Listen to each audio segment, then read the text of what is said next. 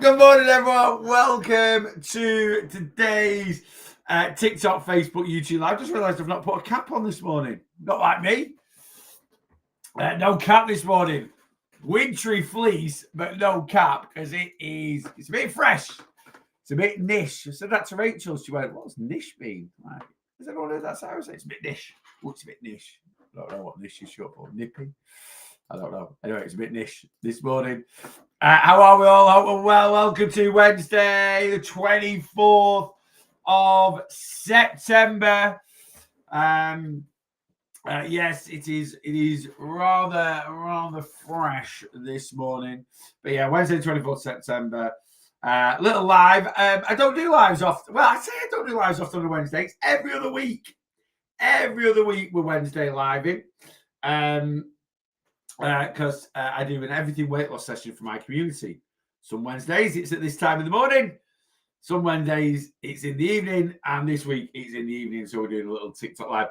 I'm on a little bit earlier than scheduled. I think I scheduled this for maybe it was 8 o'clock. I can't remember. Normally it's 8:30, but I'm on a little bit earlier because I need to. What do I need to do? I need to nip out.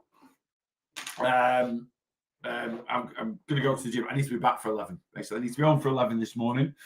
And then it's an afternoon of podcasting and an afternoon of admin plan writing. Lots of plan writing today. We've got 4 new starters starting on Monday. So I will be head deep into plan writing this afternoon. And then I'm going to record a podcast. I've got a couple of podcasts that I want to record.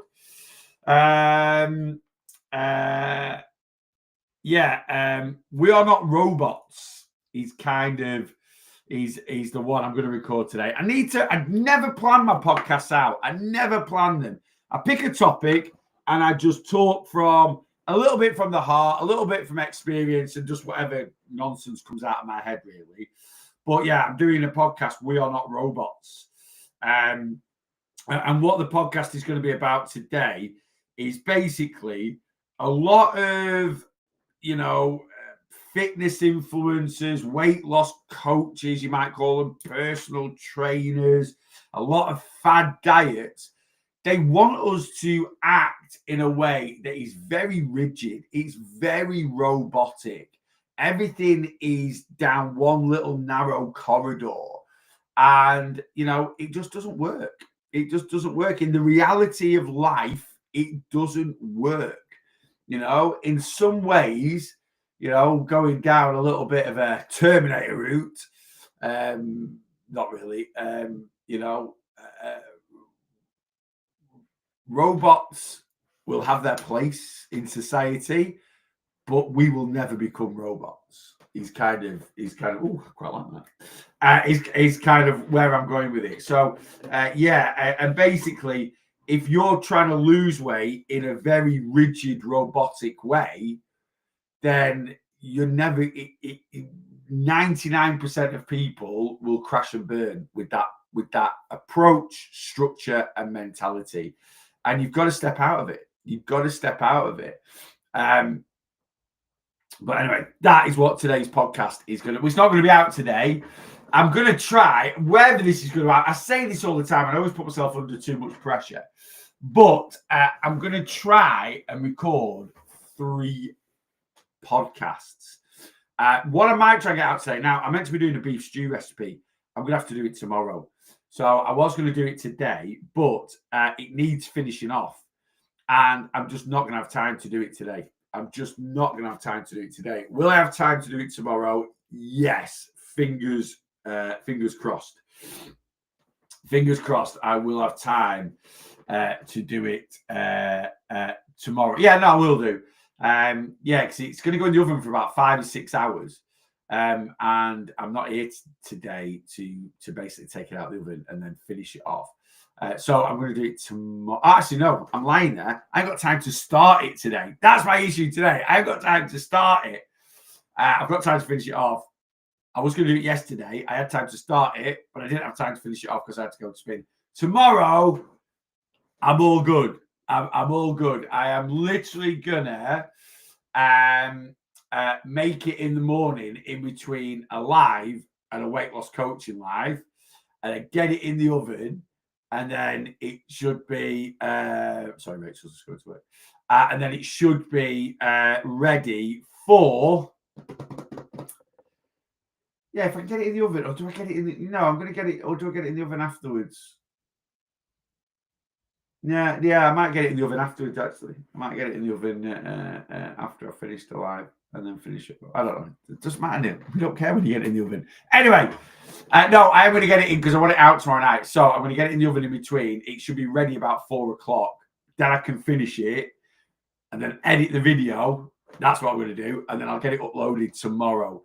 So I might try and get a podcast out today. Recipe out tomorrow. Worth the calories will be out on Friday. Anyway, glad we sorted that one out. Let's do top 5 on TikTok this morning. Number 1 is Callum. Number 2 is Regan. Number 3 is Kelly C. Number 4 is Gemma. And Donna is in at number 5. Good morning, guys. Thank you as always for straight to live coming and saying hello. Who else is this morning? Jackie, good morning. Sheila, good morning. Steph G. Season, good morning. Kelly's in. Busy day yesterday, 12,000 steps. A lot of painting. Yeah, don't just be careful. You've got to find balance. It's great having days where we do lots of movement. We should be proud of ourselves for that. But the counterbalance of trying to do too much might mean the next. And I've been there and done that. When I first started my weight loss journey, my mobility was non-existent. But I started pushing myself, and probably about 6 weeks into my weight loss journey, I got a little bit overconfident, and I was kind of doing like ridiculous amounts of movement, like not ridiculous amounts of movement, but I was trying to push myself too much, and from pushing myself too much, the next day I was in agony, and I did it, and it's not that overall over a week, the averages were kind of the same, so I was just doing some really higher days for me personally, and then some lower days. Right, but I'd much rather just kind of fit into a bit of an average, if that makes sense. Katie's in. Good morning. My husband's not went okay today. He's home. Brilliant, Kelly. Great to hear. Hope he's doing all right. Paula, good morning. Gemma, also self-sabotage is a stupid thing. Had a night of it last night. Yeah, it's crazy how our mind works. And sometimes we can't actually narrow down to why we self-sabotage. Generally, there's a trigger. Now, self-sabotaging, in all honesty, we've got to stop using very negative terminology. So if you have a bit of a calorific night, that's not self-sabotaging. Self-sabotaging is when you are doing things to massively affect the progress of your journey for long periods of time.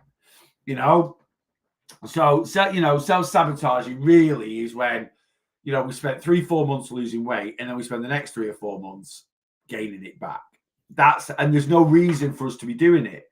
We've got an approachable plan, don't get me wrong, there are reasons for us to be self-sabotaging, but, everything's going good, we're feeling great, and then suddenly, bang, a switch flicks, and suddenly, we just go back into old habits, and we're like, why would? And we're kind of semi-aware that we're doing it, but we just can't stop ourselves. That's self-sabotaging. If we have a night where, the Maltesers come out, the crisps come out, and we absolutely polish 1,500 calories worth of more, you're not self-sabotaging. You might be emotionally eating, right? And that can be part of self-sabotaging, but it's more a time thing with self-sabotaging. You could class it as a bit of a binge. I would class it more as overeating, and it's going to happen. Gemma's on plan with me, but she's very at the early stages of her journey. And, I would say it took me a good 18 months to get control of my emotional eating. I was very controlled with it in a way from the start. There's not too many times where I had blowouts. Well, there was times I had blowouts with calories at the start of my weight loss journey, but they were kind of planned in. It was very rare I had an unplanned blowout, but can I say it didn't happen? No, I can't, because it did. I did have times where I'd set these treat nights up and I'd have a little bit more than I wanted to. There would be times when I was ordering a takeaway, I'd have a moment of weakness and order a bit too much and eat a bit too much. But I just used it as a learning curve. What you need to do, Gemma, with that is just have a little look back. So I don't know what happened last night. Like you say, you sort of said I had a bad night of it last night. So you've just done a bit of overeating last night. So let's not try and make it out to be something that it might potentially not be, because, again, it's about staying positive. I think sometimes we just always look for ways to beat ourselves up, and we don't need to. But just, always look on the positives. You might have eaten the way you did last night every night before coming on Plan with Me. When was the last time you did it? Was it 3 days ago? Was it a week? So you've gone from doing it 7 nights a week to 2 nights in a week to 1 night in 2 weeks. Eventually, that'll be 1 night in a month. That'll be 1 night in 2 months. Do you know what I mean? So just always think, I didn't have a great night last night. Overate my calories a little bit, but I tracked them, stayed accountable. It's down. It is what it is. I can't change the past. I can only change the future. Today's a new day. Let's get back at it. And just try and look a little bit at your triggers. And if you can see some specific triggers to why you might have let your calories run away with you last night, we've got to work on those triggers. It could be just down to a little bit of misorganization. It could be down to not fueling the body correctly yesterday. It could just be down to work. It could be down to family. It could be down to something that's out of your control a little bit. And that is a harder fix, because what we need to get to a point eventually on our weight loss journey where it's not about curing emotional eating. It's about, it's not about, stopping every single thing that causes emotional eating. It's about when things happen where it used to trigger emotional eating, it wouldn't. Like yesterday, I didn't have a great day. I'll be honest with you. I didn't have a great day at work. I don't know why. Well, I do know why. I had a little bit, a few niggly things that I needed to sort out, which I hate doing. Little bit of conflict, but nothing major. And this client was absolutely fine. So I just had a bit of a stressful day. I'm also trying to do a lot at the moment with going away next week. I'm always like this the week or so before I go on holiday, because I try to do too much, but it's just who I am as a person. And at the end of the day, I can only do so much. And when I go away, whatever I've got done, I've got done. I'm always happy to do a bit of work while I'm away anyway, and I am this time anyway. But just had one of them niggly days yesterday. It was just a bit stressful, a bit busy, trying to juggle a few different bits and pieces. I really wasn't in the mood to go and do my spin class, right? And again, why I do it to myself, I set out that I was going to do, I told everyone in my spin class on Saturday morning, be a brand new playlist on Tuesday. And when I do that, I'm like, yeah, I've told them I'm going to do that. I'm going to do it. They wouldn't have had a flipping clue whether I've done a brand new playlist. It's only in my mind that I remember exactly the order of the playlist and the workouts that I do them in for the spin class. But because I said it on Saturday, I put that pressure on myself. Yesterday afternoon, I'm like, oh no, I've not. And it takes me about an hour to create a new workout playlist, hour and a half for the spin. So then I had to do that as well, and then do so. So it was just a really busy, bit of a stressful day, and a few bits and pieces that I had to do that it's just a bit of a pain in the arse. And yeah, I couldn't really be bothered with doing spin last night, but I did it. And then after spin, a lady came up to me, and she was lovely, don't get me wrong, but it's just my own me being a perfectionist, feel like I've let myself down, and I hate letting other people down. She was like, hey, I've signed up to your plan. I was like, oh, have you? Brilliant. Sorry, I don't know if what's your name? And I was like, yeah. She said, well, I've not had my plan, I've not had anything. I was like, she had signed up a month ago. And I was like, what? I said, you were meant, so I had to go for, yeah, you meant to start the 1st September. She said, well, I've had nothing. So I was like, I'm so sorry. So I come home, logged into my account, and I hadn't sent a plan. It's the first time I've ever done it. The first time I've written nearly 900 plans, started nearly, don't get me wrong, I might have had a situation where, but the clients maybe messed me. Here's my plan coming. Yeah, it's on its way.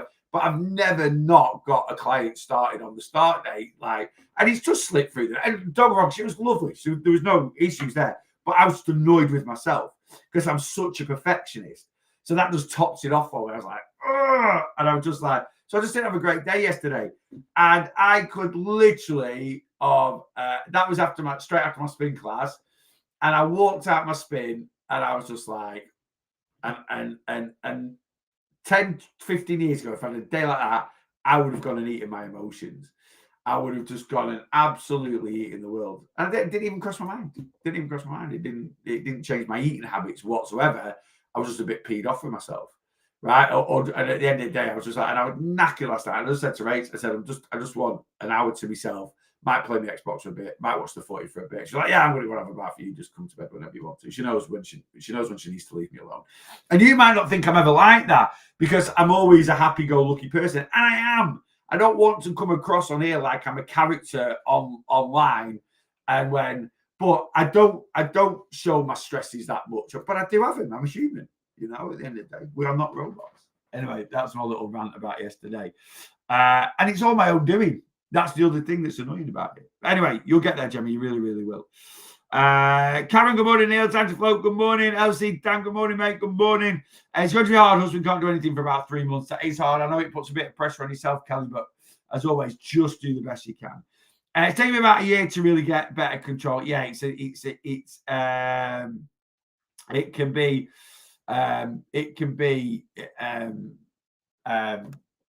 yeah, it can take a good amount of time. Temporary blip then. Yeah, that's what it is. That's exactly the way you should word it, Gemma. Saying that you self-sabotaged last night, saying that you binged last night, it's such negative connotation. It makes you feel like you've done something probably a lot worse than you actually have. Temporary blip. It's a temporary blip. Happens, doesn't it? I had one yesterday with work. Today will be a great day. Yeah. The brain is a stupid thing. It literally just said, F it, fine today. Yeah, absolutely. And it's going to happen, but it'll happen less and less. That's the thing, right? And you think it's because you went, yeah, and there could be so many simple things.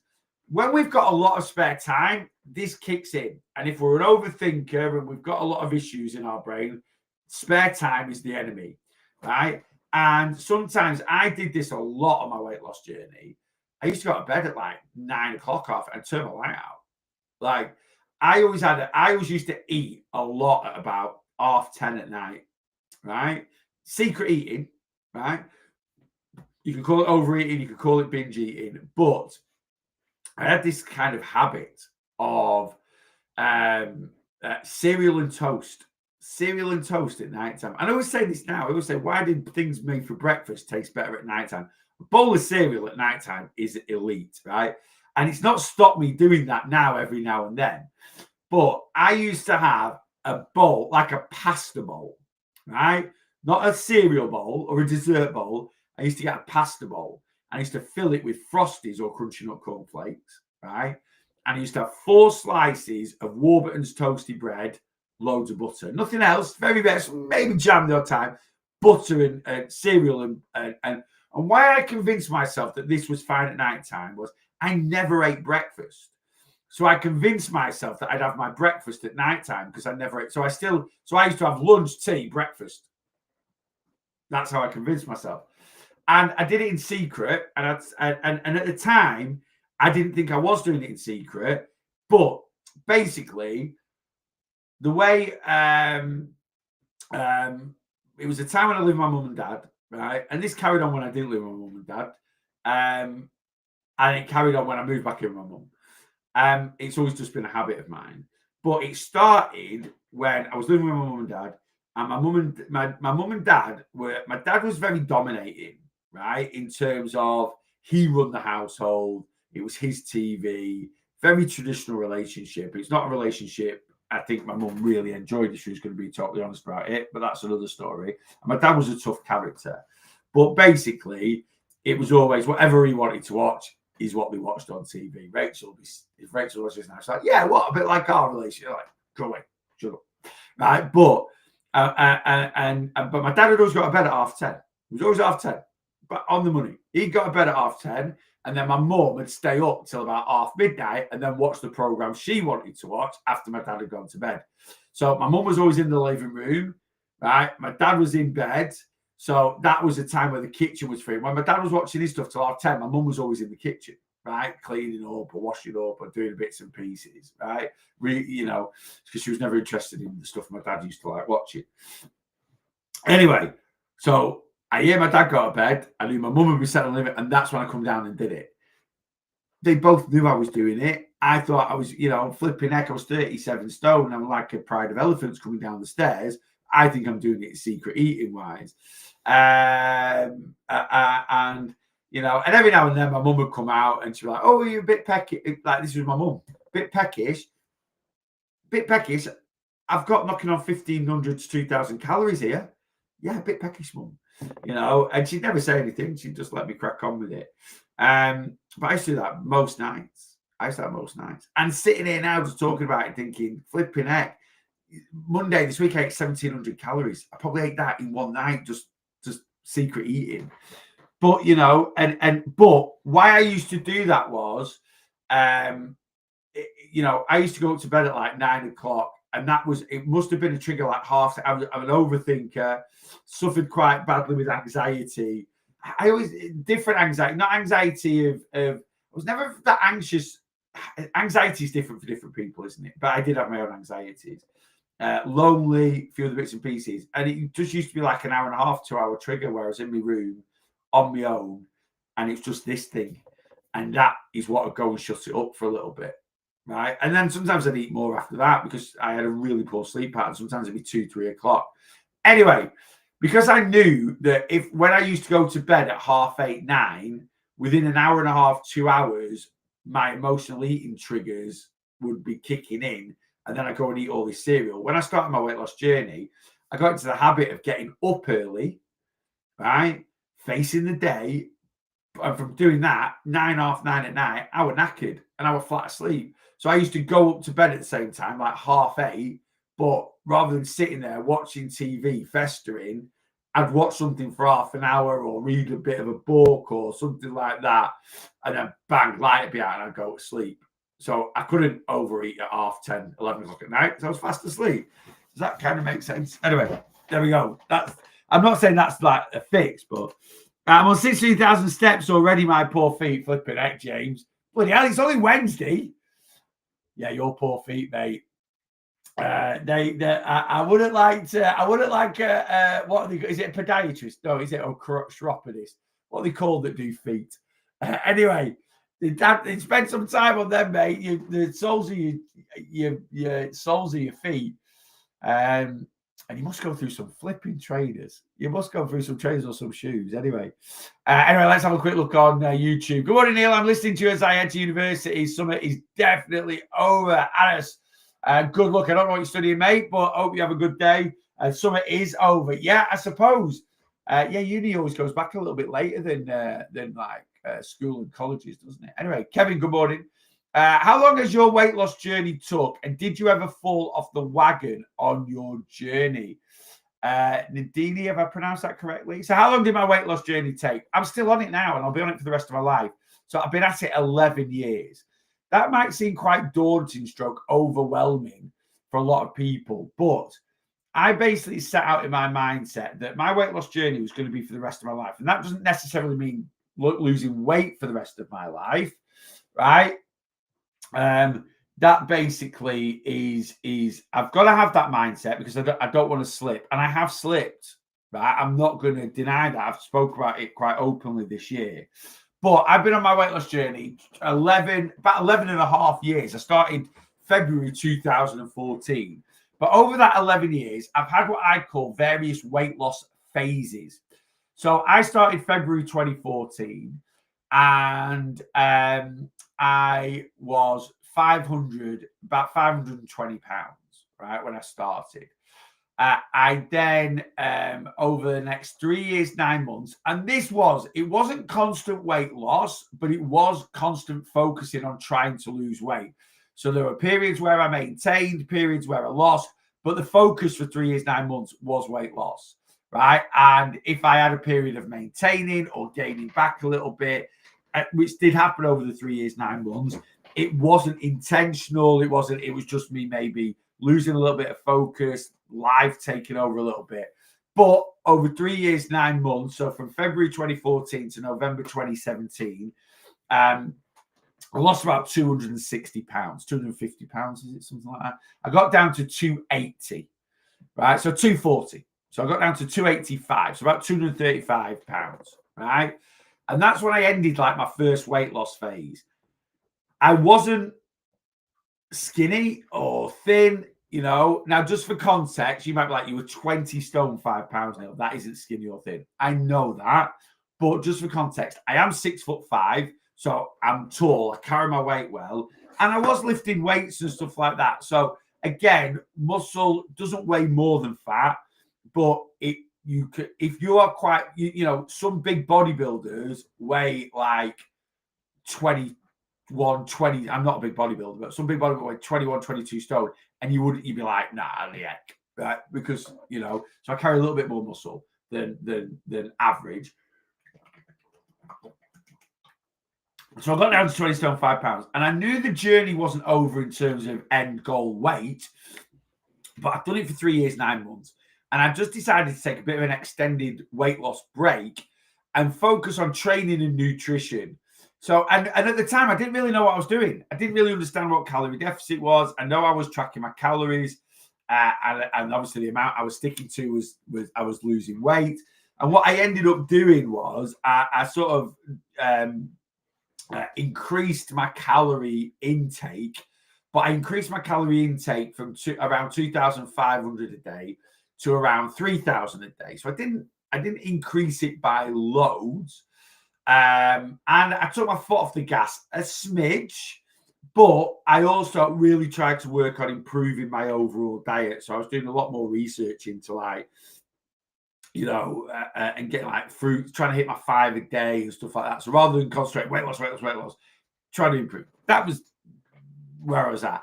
In all honesty, things never changed from the way I ate 3,000 over the 3 years, 9 months. I just ate a little bit more, which I probably still lost a tiny bit of weight, but it just slowed it down. And at the time, I did use the excuse of being a bit busy and this, that, and the other, because I just signed up to college to do my fitness instructing and then do my personal training. And I also thought I was a little bit of a gym boy at the time. I'm not going to lie. And like, yeah, I just need eat to fuel the body and all this. I was going through that sort of phase. Yeah, don't ask. Anyway, so yeah, I moved up to around 3,000 calories a day. I took my foot off the gas a little bit at the weekend. And I did that for the next, so that I started that like November 2017. And if I'm being honest with you, I did that until 2023, right? So I actually did that for 5 years, right? So I did it for 2018, 2019, 2020, 2021, 2022. 5 years I did that for. 3,000 calories a day, took my foot off the gas at the weekend. But from around June 2018 to the end of to COVID, basically March 2020, I went from like 20 stone 5 pounds to 16 stone, 16 and a half stone. I dropped like 4 stone over that time. And I probably lost about a stone in 2018 and then 2 to 3 stone in 2019. It wasn't on purpose. I was eating 3,000 calories a day, Monday to Friday, not being that accurate at the weekends. But I became a personal trainer and I was just running around a gym like absolute crazy. And I was just burning a ridiculous amount of calories. Couldn't eat enough. I was in one of them joyous positions where I didn't want to eat any more food than I was eating. And I was just consistently losing weight. Anyway, my movement did start to drop not from COVID. I moved more than ever in COVID. I was training in the garden. I was on my spin bike all the time, walking loads. But in 2021, where I'm sat now, I had this converted in COVID into a gym. And I started personal training from home rather than in Ribby Hall Village. That would definitely have dropped my calorie burn a little bit, because running around my little unit here, it was 3.5 meters wide by 6 meters long. That was my little private gym here, right? Running around that compared to running around Ribby Hall Village gym, right? There's no comparison. So still active, still moving about, still demonstrating to clients and this, that, and the other, but nowhere near as much movement. And I wasn't doing any fitness classes. Right? I stopped doing all my fitness classes. So my calorie burn dropped. And through 2021, my personal training, I lost a bit of interest in it, if I'm being honest with you. Started doing more online stuff. It slipped. And then it got less and less. And I went from doing 30 sessions a week to 25 to 20 to 15. To the end of 2022, I was doing 10 sessions a week. My eating never changed. And I would say probably from 2020, from the beginning of 2021, which is when I started doing COVID, right, to the end of 2022, I gained weight back. And I went back up to that 20 stone fat. Well, I went up to nearly 21, right? So I gained 4 stone back over a couple of years, basically. But I was just ignorant to it. I was just carrying on eating the way I was as a personal trainer. Now, in 2023, I set a mission out to lose my weight that I gained back, and I didn't. I just maintained in 2023. So I didn't gain. I stopped the rot. Right? I stopped gaining the weight back, but I did have periods of losing in 2023, but then I had periods of gain as well. And I weighed myself January 2023, and I weighed the same in January as I did going into Christmas 2023. Man. 2024, last year, weight loss phase again. Right, this year we're going to sort it out. And I was better than 2023, but I wasn't on it. I was good for about 3 or 4 months, and then really I just maintained for the rest of the year. This year, we've been on it. We've been very, very good. So I've been at this 11 years now. I'm currently hovering around 18 stone, maybe just under. So I'm still probably about a stone and a half away from the lightest I've ever been as a PT. And I can't lie, that is kind of in the back of my mind, my target. I convinced myself when I stopped personal training, I couldn't be the same weight and maintain that weight as I was as a personal trainer. I convinced myself that I'm not a personal trainer anymore. I'm going to get down to that weight. It won't be this year. I want to be 18 stone when I finish this year. And I'm there now, a bit less, probably about 17, 10, I think, something like that. So I'm a bit less. So I want to, but, you know, I'm happy where I'm at now.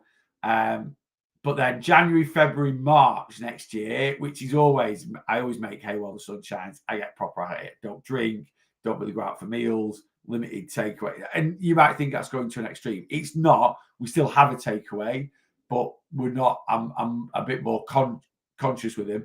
I don't drink January, February. I never have done on my weight loss journey, really. Maybe if I've had the odd holiday that's cropped up in those times or a stag do, I will do. But here in the UK, I don't. And I'm just on it. I'm just really, really focused. And we're always going to have times like that where we're a bit more focused than others. Does that make sense?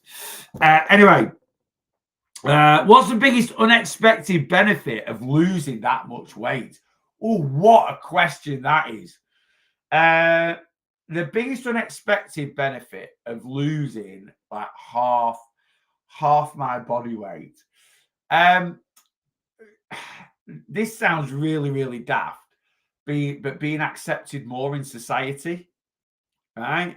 And I know that's, I never realized how much being 37 stone stopped you being accepted in society, right? And that might sound a little bit deep, but when I look back, it's things like, so, and I get it, I totally get it, but you'd walk to, you know, I'd go to like JD Sports because I can still buy trainers. Yeah, I had fat feet, but I could still buy trainers in JD. And you'd walk into JD and no one would say anything to you. No one. Right? No one would say, you know, none of the shop staff, hey, if you like any help or is there anything we can do for you today? They were just like, well, there's nothing here that fits him. So what's the point? That's how I felt. And they never said anything. Whereas now it's annoying. Every time I went to JD on Sunday, as soon as you walk through the door, you know, and I buy quite a few clothes out of JD. So they obviously know that, yeah, but I still have that mentality now. I still wonder if I walk into JD, and this is so stupid, that the staff go, and they obviously don't, because I'm wearing, like I went in on Saturday and I had my own running jacket on, which is from JD, and I had an Under Armour shorts and t-shirt on, which was from JD, right? And it's there on the shelf, and I've got it. So obviously I can buy clothes in JD, but then I'm in my mind like, oh, you probably buy it offline where they do 4XL or something like that. But, you know, walked through the door. Oh, so can I help you with anything or whatever? No, I'm fine, thanks. You know, but and that was the same with a lot of shops. It's a little bit weird. Like I remember going to buy a car, right? So my dad passed away, and when my dad passed away in 2013, he left me. He had a VW Touareg, right? And it was a couple of years. It was fairly new. It was worth a few quid, like, you know, it was worth a few quid. And he left it to me. He basically said, you know, bless him. He was like, car's yours. Change the logbook. Put it into your name because my mum wouldn't drive it because it was too big. So it's yours. Put it into your name, but just make sure you take your mum shopping. You look after your mum if she needs anything. I was like, yeah, of course. You know, you don't need to give me a car to do that. But he did, and I said to my mum, I said, look, sell it if you want, and we'll put the money. She was like, no, it's fine. Your dad said that. But anyway, after it was a 5-litre V10 summer. After driving it for a month, I was like, I can't afford to run this car, basically. So I was like, right, I'm going to chop it in. I'm going to get myself a nice car. And I remember going to Mercedes. At Blackpool, and you know, and they obviously didn't, you know. And I pulled up in this car, and at the time, it's probably worth, I don't know, 30-40 grand or something like that. I pulled up in this car. And they obviously didn't clock me pulling up in the car. And I just walked in the showroom, and the guy was literally like, I've never, and I can only put it down to the fact that I was 37 stone. And I was looking at like a C-class Merc, which maybe was probably a little bit small for a guy my size at the time. But I was like, you know, looking around, I'm serious. I was going to buy. I want to chop this car in. I want to get a new car. And I was looking at that day, you know, if the deal had been right, and I'd seen what I liked, and I got it right. And the guy was just a knob. He was just an absolute. He was like, yeah, sorry, can't do test drives today. There's only me here. I was like, well, who's that guy over there, and who's that guy there? And I was like, okay, not a problem. I said, is there any way I can book a car to like take out? Like, can I have it for an hour myself and just see what it's like? Oh, we don't do that. I said, well, you do that because my friends just bought, might have been an A-class or something like that. And you gave him one for the morning, an A-class Merc. You gave it him for the entire morning. Do you not do that with C-classes? Oh, well, it all depends on if you're willing to leave a deposit. Like, honestly, he was just like, there's no way he'll fit in one of them cars. I don't want to have the hassle of having to take him for a test drive and him, you know. So yeah, I don't know if that makes it that, you know, and it was like, it was just, yeah. And I knew it was down to me being that size. And I remember I left there and I went round to BMW, which is just around the corner in Blackpool. I thought, right, I'll go out to BMW. And BMW actually had a Lloyd's approved used car showroom next to it, which was part of basically what they did with BMW. Anyone that went and traded in a nice car against a BM, they sent it over to their approved used thing. And I just pulled in there, and the guy was amazing. And I bought a car from him. I bought an Audi A4. And it was amazing. I love that car. So I'd have another one now. But an Audi A4 estate, absolutely loved that car. And the guy was amazing. And he was like, hey, you're all right. Yeah. Didn't judge me once. But yeah, being judged in society, you know, I've seen the look on when I walk in restaurants, the look of people like, oh God, I hope I get my order in before him because he's going to order the menu and things like that. So yeah, I think, and what I didn't realize was how much I was judged being 37 stone. The look, just walking down the street, the way people stared at you. Right now, don't get me wrong, I'm not exactly Mr. Inconspicuous. I'm 6'5". I was 37 stone. You know, I'm a big guy. People are going to stare. People still look at me now, especially kids, right? But they don't look at me with the disgust or like judgment that they used to. You know, kids look at me like, well, he's a big guy. And I am a big guy. I'm 6'5". I'm still 18. You know, I'm still a unit of a fella, right? And there's not many people that are, you know, that are the size I am. So I get that. But people don't look at me anymore. People look at me like, oh, he's a big guy, rather than, oh, look at him.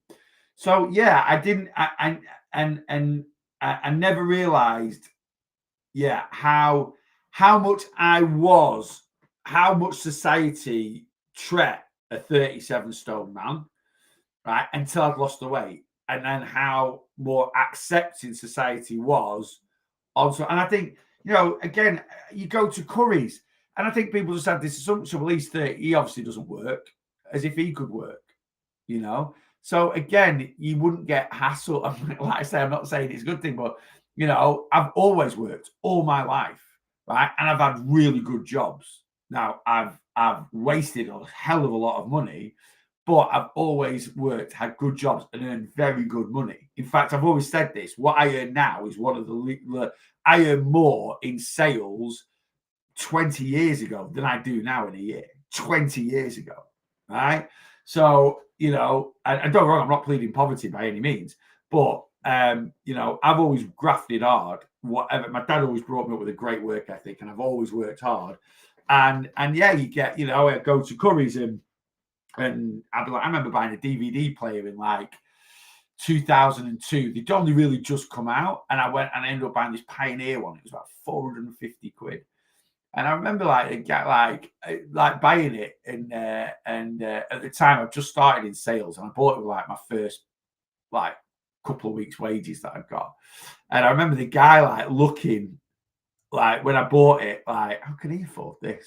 He's obviously on benefits because he's 37 stone. There's no, and I think people judge because you do get these programs on TV like you know, obese lock-ins, or you know, this, that, and the other, and yeah, it amazed me because, like I say, I didn't know any different. I didn't know any different at the time because I've always been morbidly obese. I've always been morbidly obese from being 10, 11 years of age. So I didn't know any different at the time. But yeah, that would be the biggest. And when you say it's a benefit, it's not, you know, people shouldn't be treated differently for how big they are, for how they look, right? People shouldn't be judged on what clothes they wear. I know we do it every now and then. Someone might have a wacky dress sense and they stand out a little bit, you know, and you know, and I'll hold my hands up. I do it myself. I'm not going to say I'm absolutely perfect. And I don't mean I do it in a mean way. I don't point and stare or anything like that. Sometimes you see the way some people dress, and you go, "Bloody hell, that's a bit different," right? Who am I to say that? If they want to dress like that and that is how they express themselves, great. Right. And I'm not a judgy person. I don't want people to think, oh, you judge people. No, I think we all just like when you see someone that's not quite steps in with the norm, it always makes you look a little bit. But, you know, we shouldn't be judging anyone for the size that they are, you know. And I have all I have now is when I see overweight people, like severely overweight people, I have so much empathy for them because I know exactly what they're going through, and society is flipping cruel. Society, I know exactly what they're going through, their struggles physically and mentally, because I've been that size for a lot of years. But I also know, you know, going into a supermarket, people, I wonder what they're buying. Going into a restaurant, I wonder what they're going to order. They're going to order the whole menu. Well, no, because I'm not going to spend 200 quid on food, am I? All right? Don't get me wrong. I might order normally and then get a kebab on the way home, but that's a different story. So yeah, that's probably, you know, the thing that's changed massively from weight loss is just being, more accepted in certain situations. Yeah, I'd say that's it really. Kevin, must have been a day for it. I was like yesterday, just me against the world. Yeah, Kevin, that's how it felt. And do you know what it is, Kevin? And I think you said you had a bit of a day out on Saturday.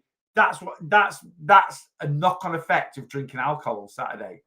Everything seems harder for it takes few days to get up. Like, don't get wrong, I wasn't smashed on Saturday for me personally, but I had probably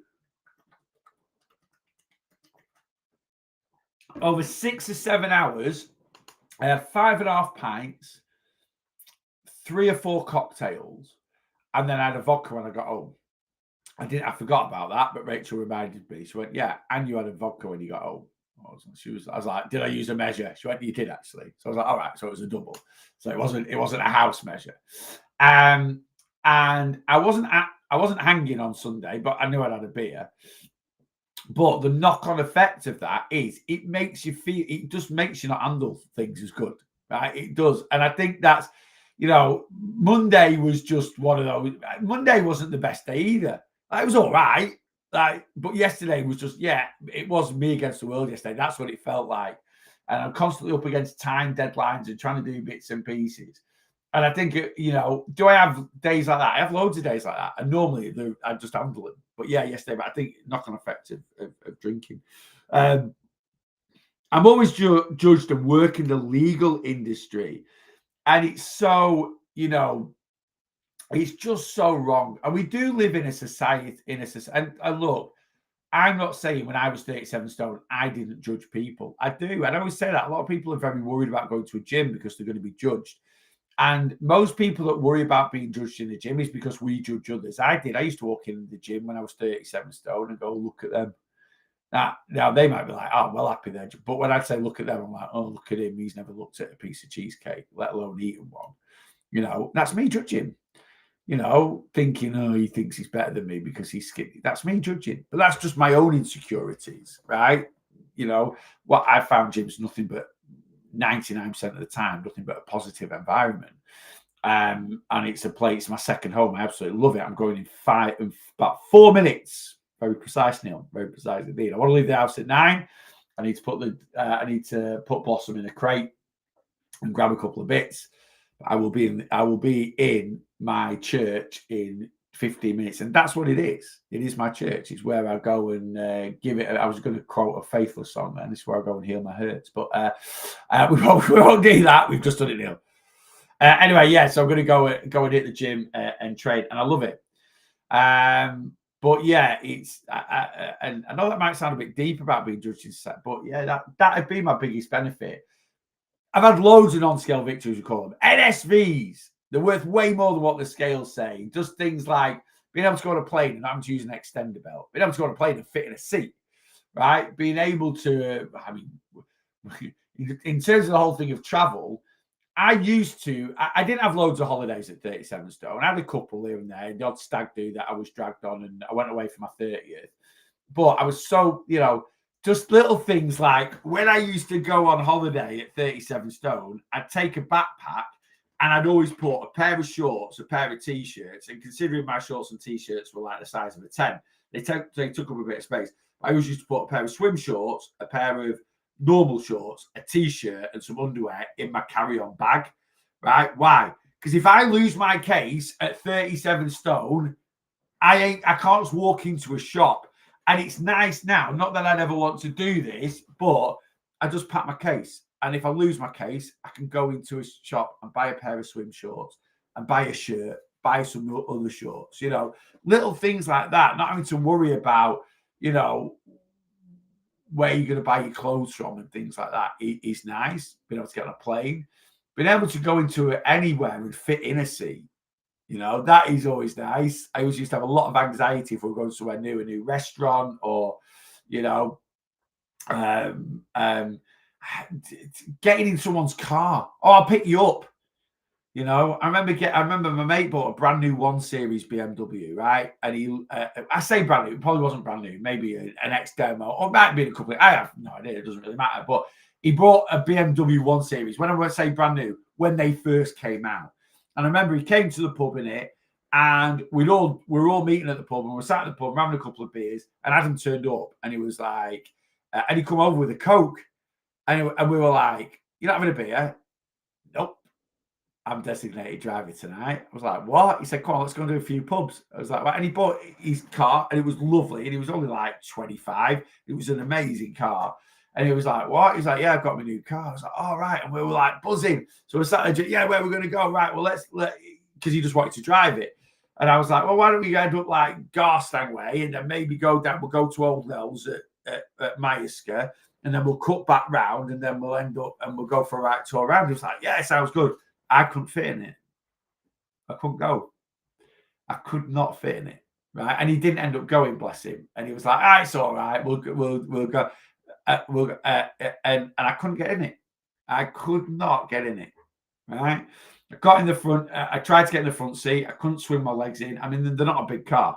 right? And even with the seat fully back and my mate behind me like that, seat back, I couldn't get in it. And I sort of managed to just about squeeze in it, right? And I was so uncomfortable. And then the seatbelt wouldn't go around near me. And I was like, I was so embarrassed. You think embarrassment like that would kick in to make you want to lose weight. It didn't. It just made me want to eat. And I actually went and I say we didn't go. We went back in the pub, and I was like, "Oh, I don't mind. It's fine. It's my fault for having a stupid tiny car." I was like, "No, you boy, no, it's my fault for being 37 stone, mate." And anyway, I had another beer, and I went home, and I just to make because I knew that it had gone out afterwards, but I didn't go. And yeah, it sounds so daft, but like you know. I'm 6'5", so guess what? Guess what car I drive now more than often than not? A Mini, right? And I'm like, yeah, I would never ever have got in a Mini at the size I was, but yeah, I drive a Mini. You know, it's my mum's car, but and I do look like Mr. Invincible in it. But anyway, there we go. NS3 for me got into 36-inch jeans today, Kevin. That is amazing. I love NS3s with clothes. I genuinely do, and that's a great waist size, mate. That's really really good. Anyway. Now I've cheered you all up with how bad my life was at 37 stone. I am going, guys. Honestly, you've got to go through the hard times to appreciate the good times. I'll leave you with that one. I'm out of here. Have a great Wednesday. I'll be back tomorrow morning, 8:30. And then we've got the weight loss coaching live, which I know I'm keep switching the times a little bit. I want to make my beef stew in between social media live and TikTok, and the weight loss. So I might need 45 minutes. Anyway, there we go. That's it. I'm out of here. Have a great day. If you're on Planner in the community, I'll see you at 8 p.m. this evening. Yeah, have a great Wednesday. If you just follow me on social media, I'll see you tomorrow. TikTok, sign off to you first. Have a great day. And then you lovely people over here, Facebook, YouTube, sign off to you second. Have a great day. I'll see you tomorrow morning, 8:30 a.m.